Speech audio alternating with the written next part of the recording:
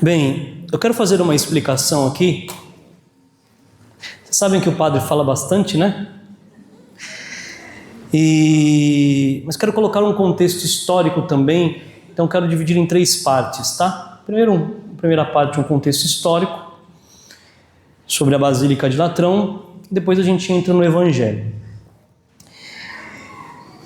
Acho interessante, né, aproveitar o tema, porque nós precisamos conhecer um pouquinho mais a igreja.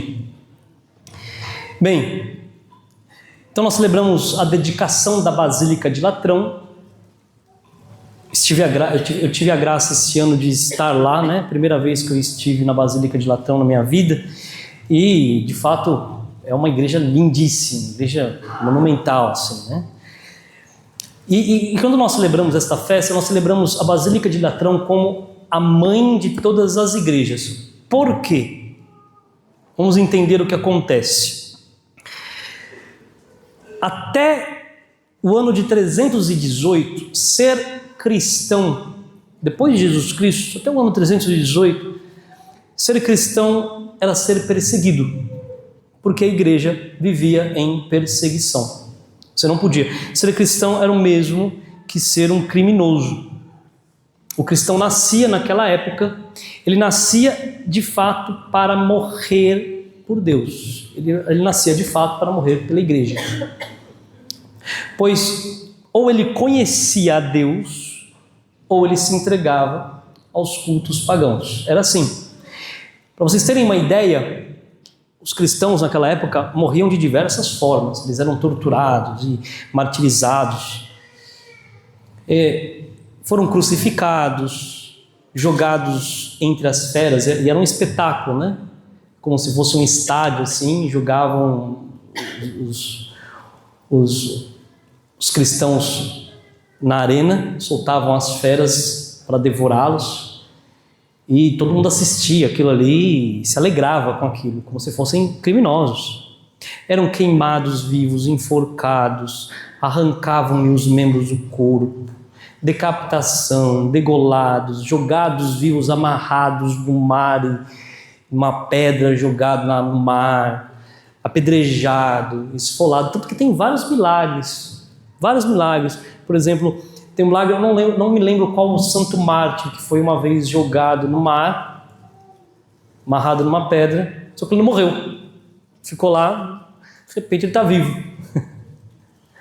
Tem vários milagres assim desse tipo, né? Esses são os que viveram naquela época. Quem nascia naquela época era sinônimo de ser mártir. Naquela época você nascia e precisava aprender a fé, porque se você não aprendesse a fé, você negava a fé. Na hora que chegasse o imperador, que o imperador batesse na sua porta, e aí, você vai negar a Deus? Você negava, se você não soubesse a fé. Então, todo mundo ali sabia a fé. Todo mundo amava a Deus de verdade. Por quê? Porque ninguém queria negar. Existiam aqueles que negavam, obviamente, né? Porque é natural você tentar defender a sua própria vida, mas por uma graça de Deus, uma coragem sobrenatural, o número de cristãos, de mártires, é numeroso. Naquela época era assim. Isso aconteceu até o ano de 318, a igreja perseguida. Um parênteses, né? Porque você pode pensar assim, padre, você está falando da perseguição dos cristãos, eu acho que vale a pena também comentar aqui. Você está falando da perseguição dos cristãos, mas na Idade Média, a igreja também foi lá e matou um monte de gente. A caça às bruxas, e não sei o que lá, os hereges, matou gente na fogueira, e não sei o que lá. A Inquisição, né? Não sei se vocês já ouviram falar da Inquisição. Então, só para desmistificar aqui para vocês, em 2000 e alguma coisinha, aliás, acho que até um pouquinho. O Papa João Paulo II ele fez um simpósio, porque às vezes você pode ter aprendido isso na escola, tá? Um professor de história meio doido pode ter falado isso para você. Então deixa eu desmistificar isso, tá? A Inquisição foi uma coisa boa, não foi uma coisa ruim. A Inquisição foi um tribunal montado pela igreja exatamente para tirar da morte aqueles que iam ser mortos pelo Estado. São João Paulo II ele montou um simpósio, ele chamou todos os historiadores da época, não me recordo qual foi o ano, de fato, que ele fez isso, né?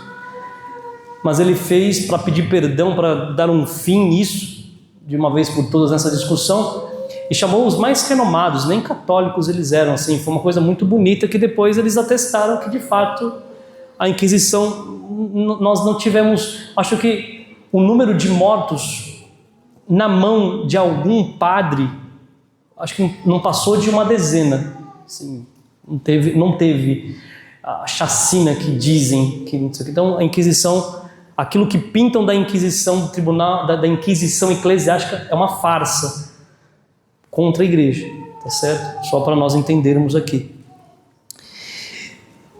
Quando chegou o templo de Constantino, voltando aqui, né? Quando chegou o templo de Constantino, no ano 318, Constantino, ele assinou uma coisa chamada Edito de Milão.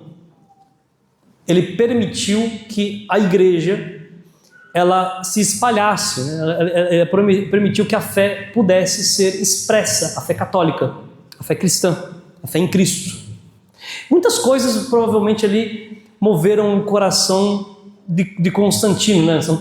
O Constantino tinha uma mãe chamada Santa Helena, uma mãe santíssima, assim, muito, muito boa mesmo, né? Pra vocês terem uma ideia da grandeza dessa mulher, Santa Helena, ela recuperou várias relíquias da paixão do Senhor, dentre elas a cruz de Cristo. Ela foi lá no lugar lá e procurou, encontrou 3 cruzes, né? As 3 cruzes da crucificação. Ela descobriu qual que era a cruz de Cristo devido à enormidade de milagres que aconteciam quando as pessoas ficavam próximas. Assim, eram milagres, curas que eram maravilhosas, assim, sabe? Coisas estupendas. Então, acreditou-se que era a cruz de Cristo. Ela trouxe de volta a cruz de Cristo.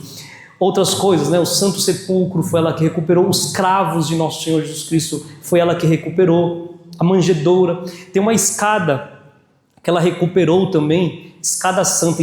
Do lado da Basílica de Latrão tem uma igreja chamada Igreja da Escada Santa, que é a escada por onde Jesus Cristo desceu, a escada de Pôncio Pilatos, onde ele foi julgado antes de ir para a crucificação. Aí chamam de escada santa. É muito legal porque você só pode subir na escada santa de joelhos, né? Você não pode filmar, então você só pode subir de joelhos. E ficam os guardinhas, ficam seguranças, que eles impedem todo mundo de filmar, impedem todo mundo de ficar de pé também. Não pode ficar de pé nem filmar. Os guardinhas gritam, e tem que ser em silêncio, né?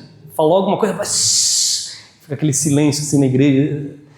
Só pode subir de joelhos. E é uns baita de uns degraus assim, rapaz. Me ralei para subir aquilo ali. É uma igreja muito bonita, né? Enfim, né? Então Constantino ele liberou o culto para os cristãos. Então 300 anos a igreja passou em perseguição. Quando ele liberou, teve também uma história de que pela força da fé, alguns cristãos ajudaram o Constantino a vencer uma batalha. Então, por gratidão, o que ele fez? Ele deu um terreno para o Papa na época, e o Papa, que ele fundou essa primeira igreja, ele dedicou essa primeira igreja, a igreja de Latrão. Latrão é a localidade, dedicada a Jesus Cristo, né? É chamada Igreja de São Salvador.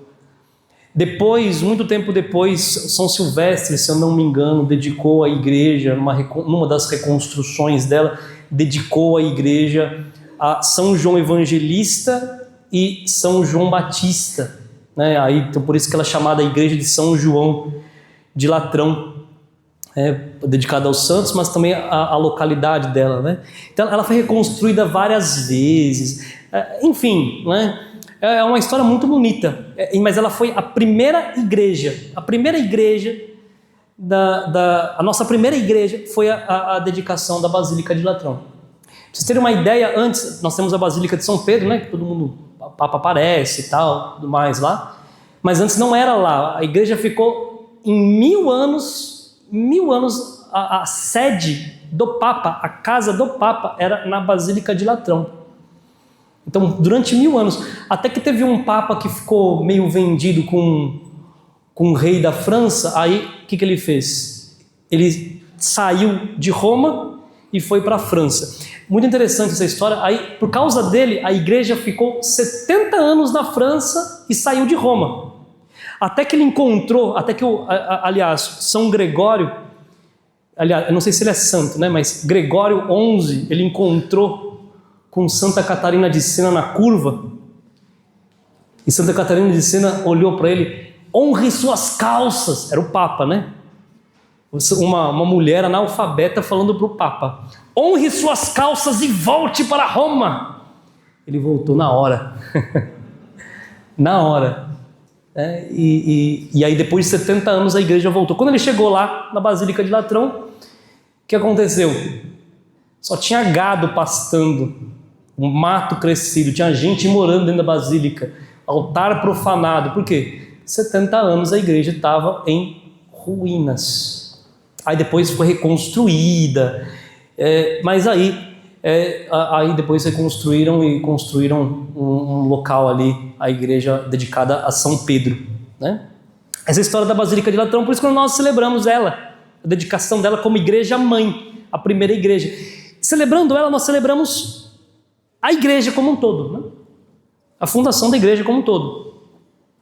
Bem, o texto, e aí entro na segunda parte, o texto ele nos propõe, o texto proposto para a festa, nós podemos fazer 2 tipos de meditação. Primeiro, a importância do templo físico, como nós vimos. Nosso Senhor, ele chega, ele vê aquela bagunçaiada no templo, os vendedores dentro do templo, os cambistas. Por que tinha um cambista dentro do templo? Para a gente entender. Você não podia entrar com a moeda do Império Romano, porque era impura. Então, o que os fariseus, os doutores da lei faziam? Vejam se eles eram espertos, né? Você não podia entrar com aquela moeda no templo, mas eu podia montar uma barraquinha dentro do templo, então você trocava de moeda comigo, você pegava a moeda do templo, então aí você podia comprar e dar uma oferta. Então eu ficava com a moeda do império, enriquecia, você empobrecia, e nisso você entrava no templo. Era assim que eles faziam, por isso que tinham cambistas lá. Por isso que ele expulsou os cambistas. Então, tinha os cambistas, tinham os vendedores das suas vendedores ambulantes, né?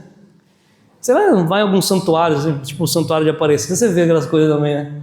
O pessoal tudo lá, tal, em cima, tal, assim, né? Os vendedores mesmo querem lucrar com aquilo, com a fé. Então ele espalha as moedas, faz um chicote de corda, expulsa todo mundo e diz, que bonito, não façais disso daqui, tirai isso daqui, não façais da casa do meu pai uma casa de comércio, um lugar de troca, um lugar de câmbio. Quando nós olhamos para isso, precisamos bater no peito e saber como está a nossa igreja física. Mas em que sentido, né? Não somente o templo, né? Se ele está bem cuidado, se ele está pintado, se não está, se está bem arrumado, como é que está por dentro, mas a maneira como que nós nos portamos dentro do templo, aqui dentro. Porque a maneira como nós nos portamos aqui dentro diz muito sobre aquilo que nós cremos de quem está aqui. Nós temos o sacrário. Nós temos nosso Senhor Jesus Cristo, nós temos a Eucaristia, nosso Senhor Jesus Cristo na Eucaristia. Nós temos presente no meio de nós o próprio Deus. O que é a Eucaristia? Não preciso fazer muita meditação aqui para nós entendermos. Nós entendemos, não é o que é a Eucaristia, mas a pergunta é: quem é a Eucaristia? A Eucaristia é a segunda pessoa da Santíssima Trindade, encarnada e doada para nós em pão, em carne, ali. E nós podemos contemplar a segunda pessoa da Santíssima Trindade aqui. Quem é a segunda pessoa da Santíssima Trindade? Como nos diz o Evangelho de São João. Quem é a segunda pessoa da Santíssima Trindade? É a palavra. Desde o princípio ela estava com Deus. Ela é Deus. Tudo foi criado por ela e sem ela nada se fez. Você foi criado pela palavra. Você foi criado por causa da palavra, por causa de Jesus Cristo, por causa da Eucaristia. E nós estamos aqui diante da Eucaristia. Então a forma como você se porta aqui dentro é a forma como você crê de quem é que está aqui. Ele está realmente presente aqui. E como você vem à igreja, com o entusiasmo que você vem à igreja. Às vezes a gente chega aqui, né? A primeira coisa que a gente faz é sentar e conversar, e conversa, senta na igreja de qualquer forma, né? Se porta de qualquer forma, não faz uma genuflexão, não faz uma reverência diante do sacrário, uma reverência, tem que fazer uma reverência profunda, a gente está diante de Deus. Quem criou o mundo está aqui dentro. É real. Vou fazer uma reverência, poxa vida. No mínimo. Aí às vezes a gente chega, senta, cruza as pernas e fica ali, senta relaxadão, faz assim, tá, esperando alguém passar com uma pipoca e fica relaxado. Depois, a forma como se veste, a forma como eu me visto dentro da igreja, né? Graças a Deus está frio hoje, aí ninguém vai se sentir julgado aqui, acredito, né? Mas aí também estou dizendo para formá-los. Existe uma forma de se vestir dentro da igreja. Quando você vai num lugar importante, né? Vai num lugar que exige. Hoje, por exemplo, hoje tem Enem. Vai lá vestido de qualquer jeito no Enem, para ver se o pessoal não te tira de lá do Enem. Eu acredito que você não pode ser vestido de qualquer jeito. No Enem, né? Primeira fase lá, vai fazer uma entrevista. Aí você tem que ir todo bonitinho, né? Como diz o termo, aí você tem que ir na estica. Agora vem aqui na igreja, aí tem gente que vem os homens, né? Aí para os homens, primeiro os homens, chinela havaiana, vem de chinelo de dedo aqui assim e tal, vem de bermuda, parece que vai na praia, né? É que o padre aqui é muito bonzinho, mas nos termos. Lá em Roma, as igrejas em Roma, muito interessante, porque todas as igrejas têm uma placa enorme com todas as roupas que você precisa entrar, que você pode ou não pode entrar na igreja. Se você tiver com alguma delas, você não pode entrar. Para homens e para mulheres. Ninguém passa. Ninguém entra de bermuda dentro da igreja. Isso deveria ficar na nossa consciência. Gente, não venha de bermuda. Você vai confessar, não venha de bermuda dentro da igreja. Não é roupa para vir na igreja, para ver Jesus Cristo. Sinto muito. Ai, padre, mas tá calor. Puxa vida, eu tenho tanta roupa aqui. E pensa, eu sempre brinco assim, gente, o inferno é mais quente. Tá calor, o inferno é mais quente. Para as mulheres também, mesma coisa. Aliás, tem gente que também vem de boné. Gente, igreja não é lugar de usar boné. Na casa dos outros não é, na casa das pessoas não é. Você tira o boné na casa das pessoas, precisa entrar, cumprimentar. Tinha-se educação, tinha-se isso antes, né? Mas não é lugar, é lugar de respeito. Para as mulheres, às vezes, né? Bem vestido, às vezes vem com roupa embalada a vácuo, né? Tomar cuidado, tem que tomar cuidado. Tomar cuidado, calça de academia, calça de vir em igreja, pelo amor de Deus. Marcada e marca todas as partes do corpo. Calma, não é você que é o centro da atenção, é Jesus Cristo. E vem com decote, e vem com... Tem que tomar cuidado. Ai, padre, mas está calor. Não tem essa. Não, falta de... Tem roupas que nem fora da igreja a gente tem que usar. A gente vai chegar lá também, né?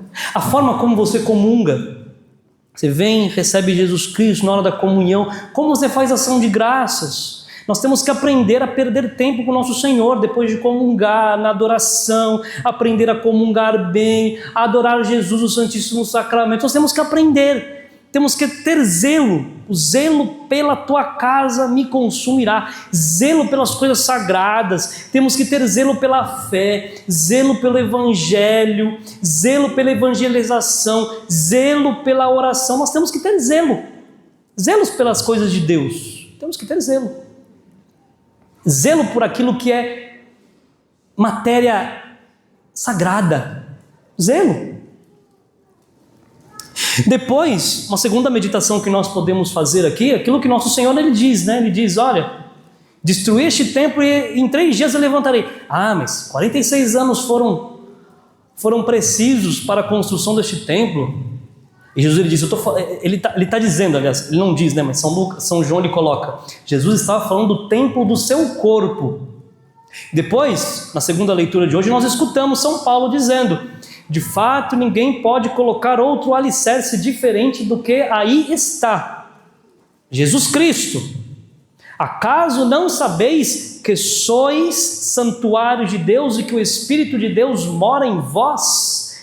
E olha que forte, né? Se alguém destruir o santuário de Deus, Deus o destruirá, pois o santuário de Deus é santo, e vós sois este santuário. Vós sois o santuário de Deus. Existe uma virtude aqui, uma virtude chamada virtude da modéstia. Não sei se você já ouviu falar. O que é a virtude da modéstia? A virtude da modéstia, ela faz parte da virtude da temperança. Ou seja, a modéstia, ela regula a manifestação dos bens exteriores. Aquilo que você veste, né? O seu corpo, o seu vestir, o seu falar, o seu comportamento. É como se fosse a temperança de forma visível, o seu testemunho. Por quê? Porque mostra no exterior a ordem interior da alma. A modéstia é a virtude que vai modera as ações, os movimentos, as ações exteriores, segundo a razão e a dignidade da pessoa. Você é filho de Deus. Ser modesto não é cobrir o corpo ou falar com recato, não. É viver de modo harmônico, viver de modo equilibrado, viver de modo discreto, viver de modo belo, de acordo com a verdade daquilo que nós somos. Você é filho de Deus. A modéstia é o rosto da pureza. Por quê? Porque manifesta um equilíbrio interior. É a voz da alma virtuosa, é a modéstia. E aqui eu queria colocar, para finalizar, as 4 áreas que São Tomás de Aquino coloca sobre a modéstia. Aí você faz o seu próprio exame de consciência. Primeiro campo onde a modéstia age. Primeiro campo concreto. Modéstia nos gestos e no corpo. O que é a modéstia nos gestos e no corpo? Se refere à forma de andar, de se sentar, de olhar, de falar, de sorrir. Porque a alma ordenada manifesta-se no corpo ordenado. Aí anda de qualquer jeito. Não, hoje em dia a gente tem um problema assim, né? Quanto mais... Parece que os meninos são muito meninos, assim, muito molecões, assim, tal, sei o que lá. É um problema. As meninas, as mulheres, às vezes também pegam esse jeito. Não, tem um jeito de se portar. Não é de qualquer forma. Esses dias eu estava entendo? Esses dias eu estava com uns amigos, fui jogar futebol, e aí tinha um rapaz lá que ele é pastor, né, protestante. Aí ele só estava falando, vamos lá, padre, vamos beber, tomar uma cervejinha, padre. Não, meu filho, eu prefiro evitar. Mas não pode? Eu falei, não, é que não pode, mas eu prefiro evitar. Aí o pastor ele disse assim, eu não tomo porque eu sou pastor, viu? Ele disse desse jeito, né? Aí o rapaz que estava do lado assim, não, pois é, por isso que eu sou católico, porque católico pode tudo. Mas parece que é assim mesmo. A grande verdade parece que é assim mesmo, parece que não tem lei. Parece que ser católico é uma regra, é vida sem lei, vida bandida. Não é de qualquer jeito. A gente não pode viver de qualquer jeito. Não é. A gente tem que ter uma forma. Cristão, católico, você tem que ter uma forma. O seu jeito de olhar as pessoas. Porque Porque às vezes você pode olhar alguém com malícia, com maldade, com julgamento, o jeito de você se sentar com desdém. Isto você demonstra nos seus gestos. A maneira de falar, a forma como você fala. Você pode demonstrar alguma coisa. Um modo de falar respeitoso, demonstrando caridade ou não. Um excesso, uma vulgaridade, um exibicionismo da sua parte. Isso denuncia uma desordem interior. Entendam, o rosto é o espelho da alma, o andar a expressão da consciência, como nos diz Eclesiástico. É isso.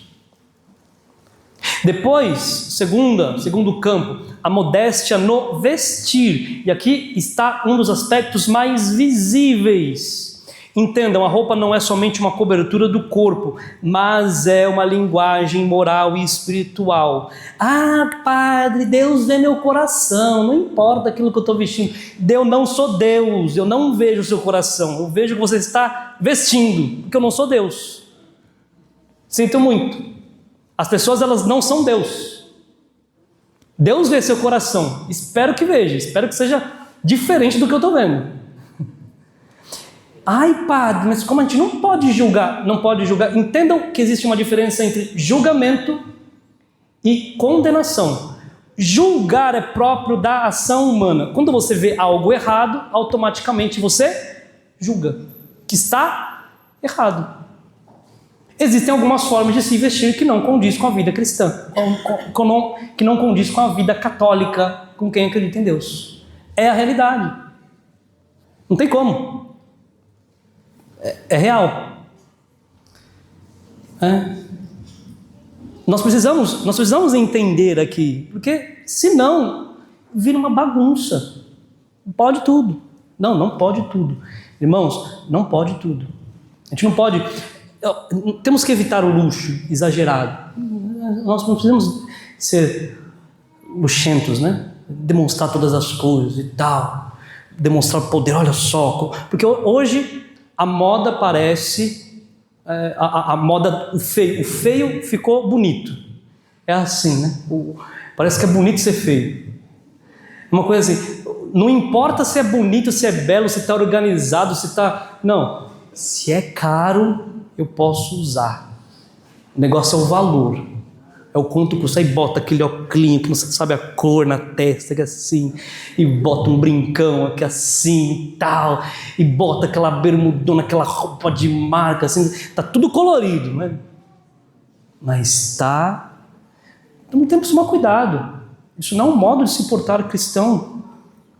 A indecência, a forma de se vestir. E aqui falo para os pais, toma cuidado como vocês vestem seus filhos. Pais, por favor. Ah, é bonitinho, não tem problema vestir. Não, tem problema sim, porque cresce pensando mal. Tem problema sim. Existe gente louca no mundo. Existe psicopata no mundo. Toma cuidado. E entendam, como nós nos vestimos reflete como está a nossa alma. Sim. Nós não podemos, seu corpo é o santuário, você não pode ser uma carne de açougue para todo mundo ver e ser escolhido. Não, você não nasceu para isso. Não entrem na modinha. Nós não somos da moda. Não somos da moda. Toma cuidado com a imodéstia, com a provocação. Mulheres, homens, vocês não nasceram para provocar. É que para ser mais rígido ainda, né? Ser mais rígido ainda. Tome cuidado, às vezes a gente vai à praia, né? E veste, a pessoa está praticamente seminu na praia, só tampando aqui assim, não sei o que lá. Meu Deus do céu, homens e mulheres, a coisa cada vez mais feia. Gente, não é... Ai, padre, para de ser radical. Radical, eu duvido alguém que olha e não tem algum pensamento. Duvido. Só se for uma planta, se for um pé de alface, né? Tanto para homens quanto para mulheres. É possível. Temos que ser sinceros, temos que tomar muito cuidado com isso, gente. É sério. A forma como nós nos vestimos. O desleixo. Também, às vezes, o pessoal inverte, né? Às vezes, desleixado demais. Ah, não, tem que ser... Não, também não é ser desleixado. Não pode. Né? A gente tem que ser equilibrado, harmônico, bom gosto. Modéstia nas palavras, terceiro ponto. Falar de modo modesto, grosseria, piadas indecentes. Aí vem na igreja e fala piada indecente, e fala palavrão, a boca parece um túmulo de palavrão, e o palavrão é uma vírgula, e não tem problema falar palavrão, e fala palavrão à vontade, maravilhoso. Pode uma boca que comunga nosso Senhor Jesus Cristo falar palavrão? É lógico que não, gente. Não. Vai falar palavrão, você comungou Jesus Cristo. A mesma boca que fala palavrão comunga Cristo. Pelo amor de Deus, é lógico que não. Tomem cuidado com aquilo que vocês ensinam para os seus filhos. Jovens, não caiam no modismo. De vez em quando você fica estressado, você solta o negócio e tal. Tomem cuidado porque isso é um vício.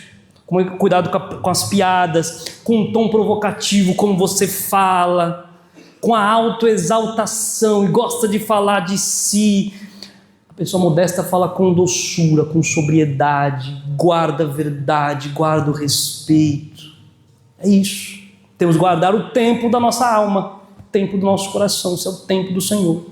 Depois a modéstia no comportamento social, que molda o modo de você se portar em público, né? Com discrição, não se expõe desnecessariamente. Às vezes as pessoas gostam de se expor demais, se expõem demais. Não, guarda, é seu tesouro, a sua vida é seu tesouro. O diabo quer roubar a tua vida, o mal quer roubar a tua vida. Você se expõe demais, as pessoas têm inveja de você. Para de se expor. Toma cuidado, às vezes você é enxerido, quer invadir o espaço do outro, né? Às vezes não tem humildade, quer sempre dominar. Temos que tomar muito cuidado. A modéstia é totalmente diferente da ostentação. Hoje em dia nós vivemos num mundo de busca de likes, de autopromoção, de vulgaridades.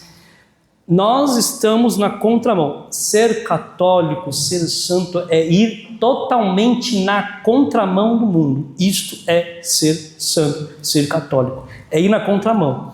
É você desaparecer para que quem brilhe seja Cristo. É expulsar os vendilhões, essas coisas todas da sua alma. Porque quem tem que brilhar, quem tem que ser belo em você, não é você, é Cristo. Como nos diz a primeira leitura, você tem que transparecer Cristo, porque quando você transparece Cristo, um rio de água viva vai transbordar de você. Aí as pessoas vão beber desta água. As pessoas vão beber desta água e vão se saciar. Por quê? Porque você é templo do Senhor. Cuide do templo da sua vida, do seu corpo. Cuide do templo da sua igreja física, a forma como você vem à igreja. Comece a se portar, chegue cedo na igreja. Quando você vier, às vezes a gente chega atrasado. O mandamento da igreja nos ensina, né? Se não me engano, o segundo mandamento da igreja, participar da missa inteira. Todos, não é só participar da missa aos domingos, participar da missa inteira. Cheguei atrasado, já é pecado. Se eu cheguei atrasado por culpa minha, né? Porque às vezes a gente está se embelezando demais lá. Meu filho, vamos lá. Acorda em cima da hora. Né? Não. Para não perder o meu encontro com Jesus Cristo, eu tenho que chegar cedo, preparado, porque eu vou receber Jesus Cristo. Eu vou ver o meu Deus, eu vou ver meu rei. Então eu chego, me preparo, me ajoelho, eu fico aqui diante de Jesus um pouco, eu me preparo para recebê-lo. Me preparo para esse encontro. É uma vontade que eu tenho no meu coração de ver. Isto é amar o templo do Senhor. É amar o templo, a casa do Senhor. Amar você mesmo. Peça a Nosso Senhor, peça a Virgem Maria este auxílio tão necessário nestes nossos dias. Isto que é ir à contramão do mundo. Enfim, que a Santíssima Virgem Maria nos ajude. Falei um pouco demais, mas acho que é necessário. Louvado seja nosso Senhor Jesus Cristo.